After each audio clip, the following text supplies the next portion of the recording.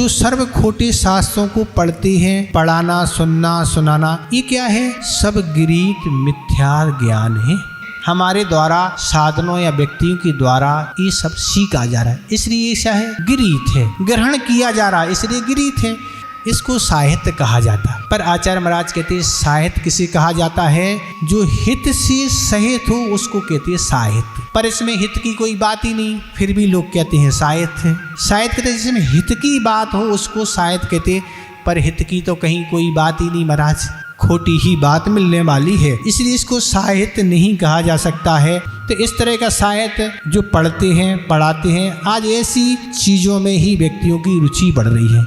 सुना है कि ऐसे ऐसे जो पुस्तकें आती हैं, इंडिया टुडे, आउटलुक आदि बहुत सारी, घर में सुना, अभी तो हमें नहीं पता, हम ना पढ़ते हैं ना हमें कुछ पता है, पर सुना है, घर में सुना कि लोग पहले से पैसा जमा कर देती थी कि हमें उस पत्र का चाहिए है भैया, पहले हमें मिलना चाहिए। ऐसे लोग शौकीन हैं। पर आज जो भगवान के द्वारा, आचार्य के द्वारा साहित्य है, मंदिरों लोगों ने दान करके सब अलमारियों में रख दिया है, पर रुचि के अभाव में पढ़ने वाले हैं कोई? बताओ आप। नींद आती है, लोग कहते हैं हमें बड़ा नींद आती है पढ़ने से, हमें तो भैया अभी तक नींद नहीं है, आज तक हम तो सोए ही नहीं कभी, स्वाध्याय करते हुए नींद का कोई काम ही नहीं, कहाँ से नींद आएगी ना। इतनी अच्छी अच्छी आचार्य ने बातें लिखी हैं और जो अपने कल्याण की, उसमें नींद आएगी? मतलब भोजन करने आज तक नहीं सुना किसी को नींद आ रही? सुना आपने? भोजन करते समय, नोट गिनते समय, किसी की निंदा करते समय है, और भी बहुत से काम है जिनमें नींद अभी तक नहीं सुनी। मतलब ये नींद की गोली है क्या?